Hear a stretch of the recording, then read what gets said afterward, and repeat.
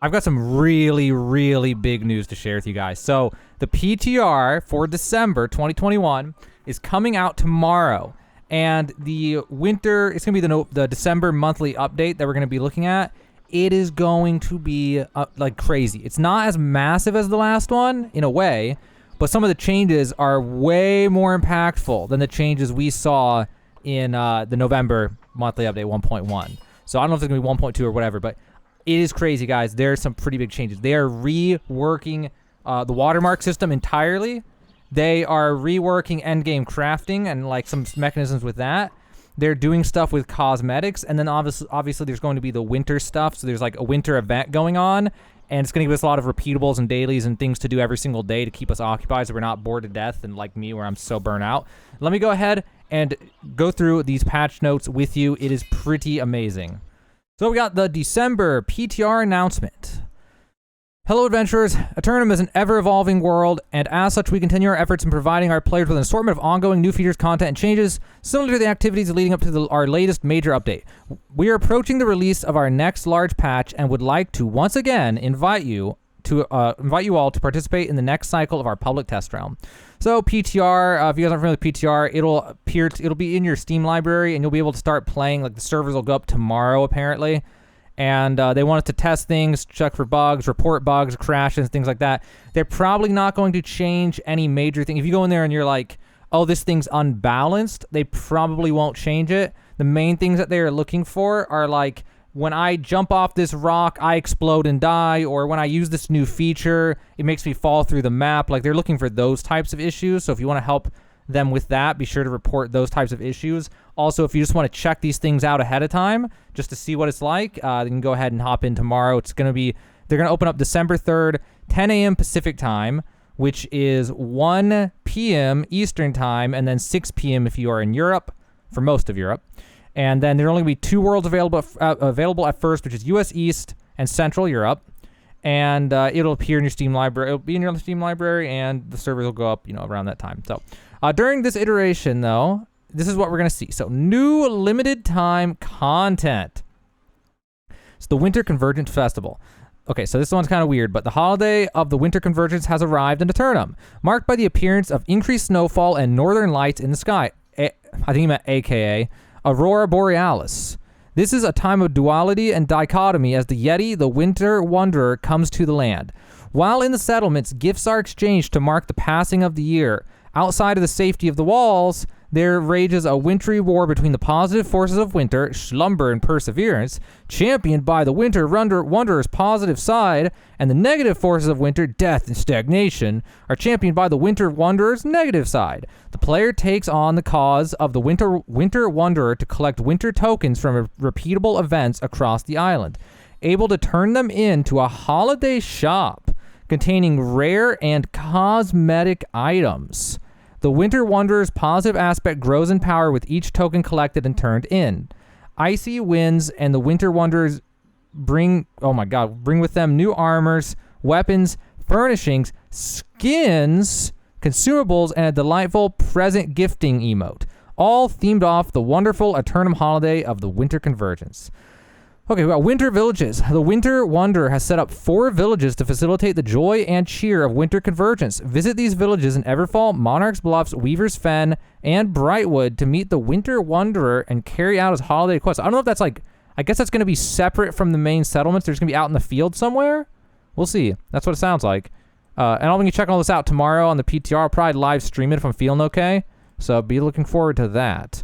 Winter Convergence activities. Okay, so here's the activities. We got the first one, the Convergent Spirit, help hand in decorating your favorite settlement. So basically these sub-points are what you're actually doing. So the Convergent Spirit is a special town project that allows players to complete special town project quests to upgrade each settlement's tree of light for improved daily rewards. I wonder if that's going to be luck. I wonder what that's going to be. Daily rewards. Interesting. Next one is Lost Present Recovery. This one's going to be fun. This one sounds so much fun. Oh my god. Located throughout the world are lost presents to be recovered and turned in for winter tokens at the Winter Villages holiday huts. Dude, you know what what's going to be fun about that? You'll have an excuse to just go around and just do random stuff. Like, let's just go mine some iron ore, dude. Like, let's just go cut down corn at one of those farms or something. Let's just go out and just pick some things up for once in my life, like I used to back in the old days when the game was new. That's going to be fun. The Gleamite collecting. Gleamite showers are a new random dynamic event that occurs at night throughout Eternum. Keep your eyes and ears open as you search for locations where the showers are most prevalent. Exchange the harvested crystals for winter tokens at the Winter Village holiday huts. Happy hunting. So we got ice caves. Now, this is where things get really interesting. Ice caves apparently are going to persist beyond the event. Ice caves are appearing all over Eternum due to the Winter Warriors' desire for forever winter. They are snowy and icy caves that the Yeti use their powers to freeze up and make snowfall. The rest of Eternum will look like these ice caves if the onslaught of the warrior is not stopped. These caves will remain behind after the event as scars on the land, sources of wintry magic that refuse to melt even if the warrior is defeated. So, I don't know if they'll stay around forever, but they'll stay for at least beyond winter, which should be interesting. All right, so new content, new quests. In addition to the new quest series offered by the Winter Wanderer for the Convergence Festival, there are also several new side story territory quests offered in Restless Shore and Morningdale. This update also introduces a new quest series associated with housing. After you've completed the main story quest, Encroaching Corruption, seek out Architect Giacomo Altoviti near your starting settlement to begin the quest series. Further quests with him will be unlocked as you level up and progress your territory standing. Well, that's going to be awesome because then there's actually a reason to level territory standing. Like, I've been leveling territory standing just as a completionist, but there might actually be another reason to do it. So we got new journal categories. New quest categories have been added to the journal for epic weapons and armor quests and for skill progression quests. This update is accompanied by new map pins for all quest types, so that'll help us organize our quests a little bit better. That's nice. So we got new features. Now, this is the biggest thing of the day. This is bigger than everything else. This actually makes the game so much more fun. I'm actually really happy to see this. I just cannot explain to you how much better this is than the system we were already using, okay? So here we go. Expertise and gypsum system. I don't know if it's gypsum. I'm just going to call it gypsum. I don't know if that's how you pronounce it or not. Based on feedback on the high watermark system and our desire to have a compelling and diverse endgame, we've made some major updates to the endgame. We've added a new resource called gypsum that can be acquired each day by doing a variety of activities. Open world named bosses, expedition bosses, outpost rush, arenas, corrupted breaches, etc. Each activity rewards a different type of gypsum that can be crafted into a gypsum orb. These orbs can then be crafted into gypsum casts of any weapon, armor, or trinket type. Opening a gypsum cast will guarantee an expertise bump and gear of that type. We've also renamed high watermark to expertise and now display the current expertise level of each slot on your avatar in the inventory so players can easily track their progress. We also show a level up banner anytime your expertise level increases. So basically, watermark is now called expertise, and you instead farm gypsum casts and convert them into weapons, armor, and trinkets to guarantee bumps into that gear score. So basically, you go out and do your dailies instead of just mindlessly grinding forever on doing one thing, and it just sucks. Lastly, we've added 2 new endgame point of interests, where players can challenge themselves with difficult content and try to progress their expertise with level 66 enemies and elite chests. So basically, this one is Malevolence and Imperial Palace have been upped to level 66. Boy, pretty convenient that I literally just made a video on how to get all the elite supply chests in Imperial Palace, although they might change the position of them in this update. We'll have to see. I'll be checking out the PTR. We'll see. All right, trade skill aptitude. Now this one, oh my gosh, guys, for me as someone who's level 200 in every single trade skill, and that was like my main focus for the first month of the game, this is so big for me. If you are a crafter, this is big for you. If you've ambitions to have max crafting someday, this also applies to you. This is so crazy, and it's also OP. Not really OP, but it's really awesome. We want to continue rewarding the efforts you make to craft items for yourself, your friends, or to make a buck on the trading post. So we have introduced trade skill aptitude. Upon reaching level 200 in a trade skill, the leveling circle will update to show 3 markers equidistant from each other on the circle. Earning trade skill XP will begin progressing you again, and when you reach one of these markers, you will be awarded with a container of useful items that are mostly trade skill relevant, such as craft mods, special ingredients, and even schematics and recipes. It gets better though. It gets way better. It gets way more interesting than this. Each subsequent marker awards a more spectacular container with more rewards than the one before.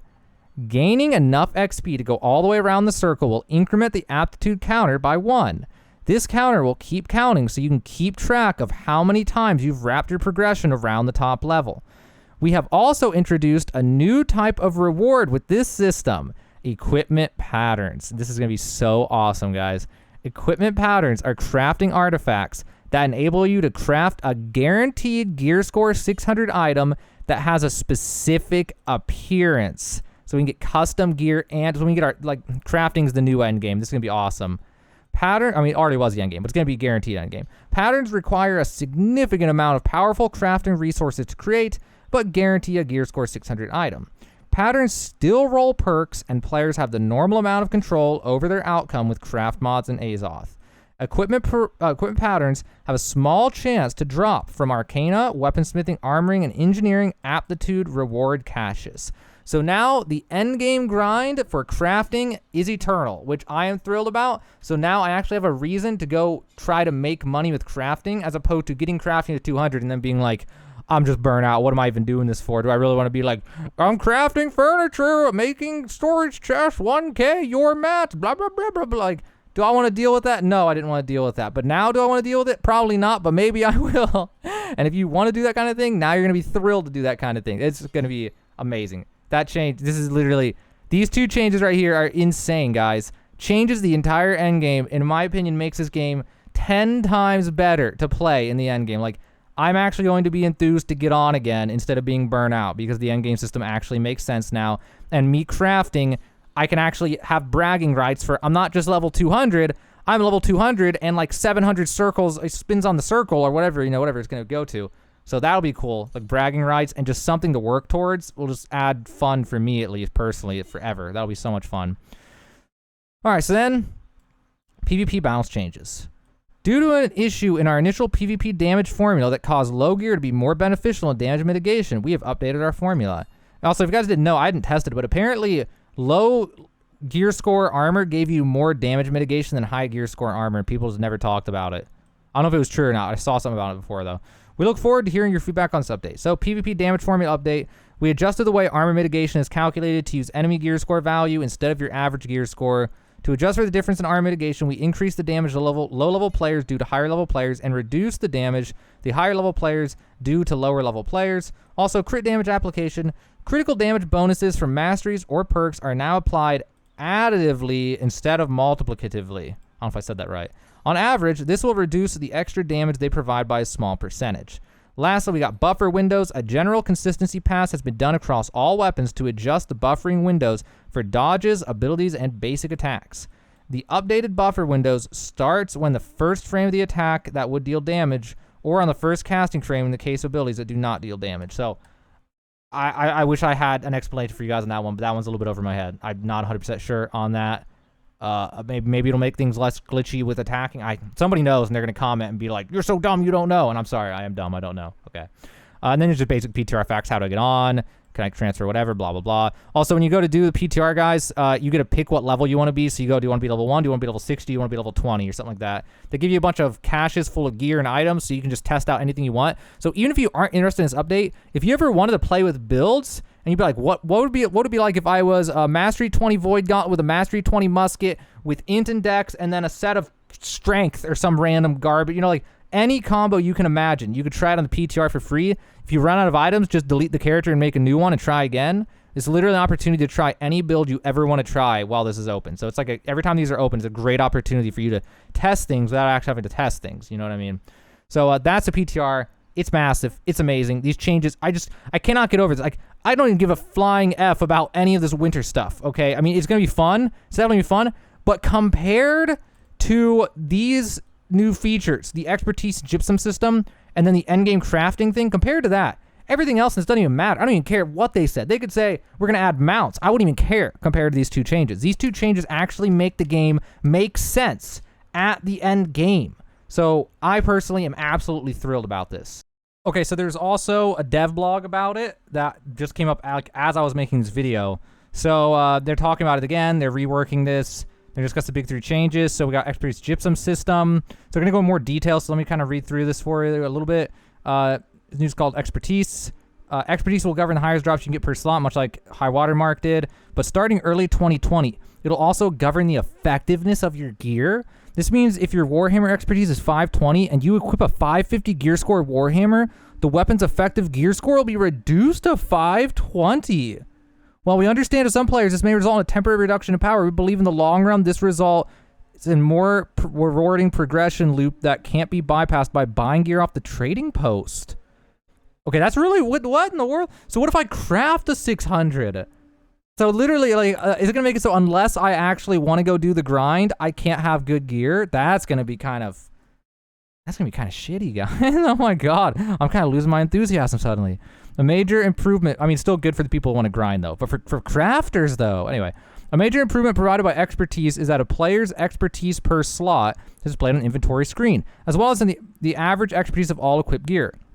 Additionally, each time a player gets an expertise bump, a level up banner will appear, blah, blah, blah. Here's the screenshot. So it's going to appear like this beside each like gear slot. And here's your average expertise versus your gear score. So that's what it's going to look like. All right. And then second major improvement we made is adding way for players to control their gear progression. To achieve this, we introduced gypsum. Gypsum's what you get from killing enemies and doing different stuff. So let's see. Window open guarantee, whatever. So if you want to increase your bow expertise, you can craft gypsum bow cast. Players can earn gypsum by doing 7 different endgame activities. Sorry, I'm having trouble talking here. Obsidian gypsum, defeating level 60 plus open world named bosses typically found in elite landmarks. The sapphire gypsum, defeating the final boss of the Lazarus Instrumentality and the Garden of Genesis. Ruby gypsum, found in outpost rush caches.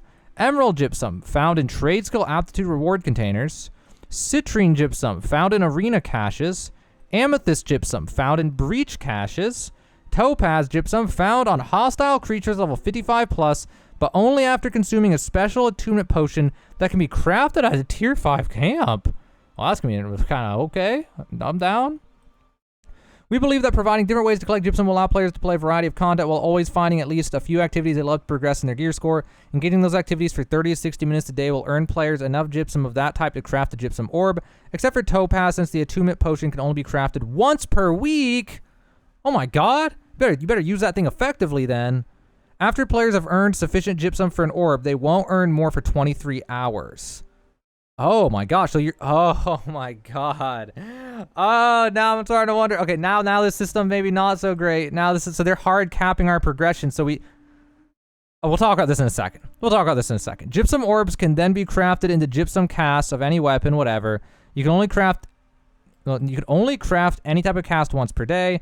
Opening a gypsum cast will guarantee an expertise bump and reward players with a random piece of gear of that type, with gear score equal to the new expertise level. We've introduced a new kill and crafting station in all endgame zones that allow players to craft gypsum orb in the various gypsum casts.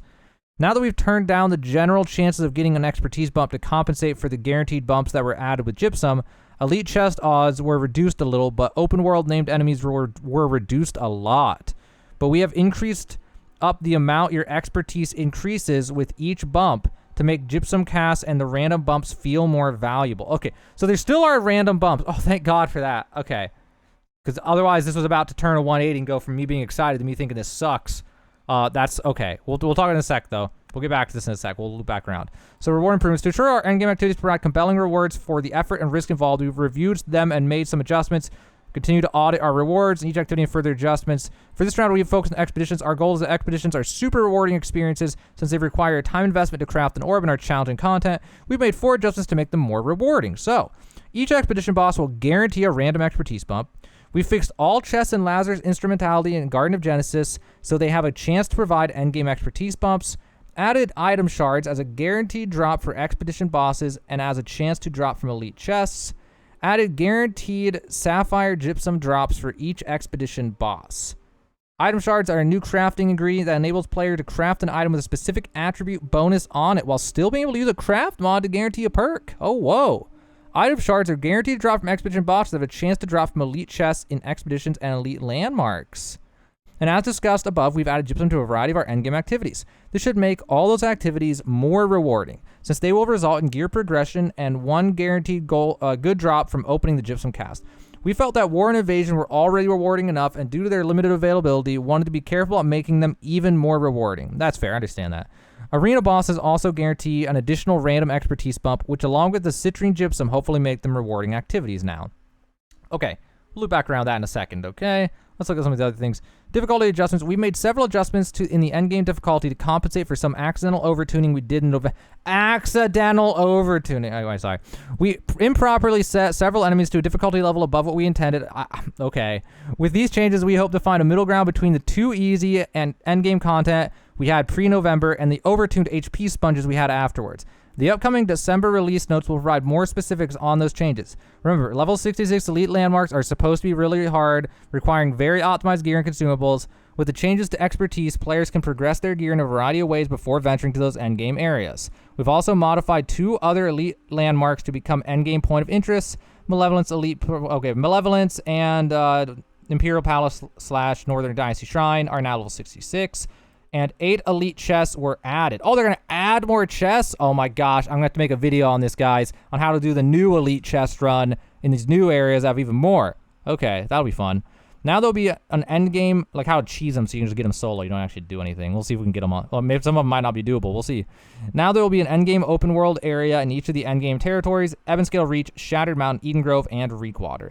Conclusion, we're sorry that the endgame experience was not at par with the start of the game and hope these changes start to remedy that. We're not done yet and we'll continue to refine, improve, and add to our endgame over time, but hopefully these changes will create a better foundation to build off. Everything other than the expertise effectiveness on gear, which will be released early 2022, will be available tomorrow to try out in the PTR. Please let us know your feedback on the expertise and gypsum system in the PTR feedback thread. So everything other than the expertise's effectiveness on gear. Okay. That'll be released. So we have until 2022 to get grandfathered into being able to play, basically. If you come in after 2022, and it's just like you can't just buy gear and put it on. So you better enjoy that now because they're going to take that away from us. Oh, my God. I am not thrilled about that. But okay. So let's dive into this just for a second here. So this actually went from being amazing to it's still honestly better for the game. I'm going to be honest. It is going to be more fun long run. But it just sucks that we were used to an old system and then have to adapt to the change. I'm glad that we can still level up our gear score with random bumps from doing, just killing enemies and whatever. That still will exist. But, we're somewhat limited on this only once a day. But it will give people okay, so here's where, the good is in this. The really, really good in this. Which is that now you have a reason to get on once per day, play for about an hour, and then go play some other game. Whereas right now, it's like, well, I could just grind it all right now, so why don't I just play 12 hours a day until I quit the game and get burnt out? So hopefully this will encourage people to play the game more paced, which will help people to enjoy the game long run. It's always better for your own satisfaction to play a game a little bit every day than to play it 12 hours a day for 3 months. It'll make you quit and never come back if you do that. Not for everybody, but usually. So, good for the game. It just sucks it's once per day and it's so limited. And that the random bumps are going to be even harder now. It's just, I don't know. It's good for the game. I have mixed feelings now, but it's still good for the game. I'm glad they're doing it. And then the reward improvements. So, the expeditions are going to be great now. So, expeditions, if you like doing them, that's awesome because you're going to have way better rewards now. These item shards are going to be insane.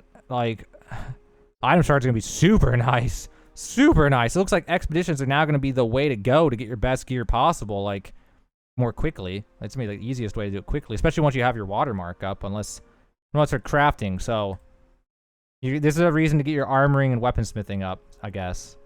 And then the difficulty adjustments, I'm not buying this. Accidental overtuning. Some of it maybe, but not all of it. No chance. No chance. And then the nerfing Zerging. I don't know about that, guys. I don't know.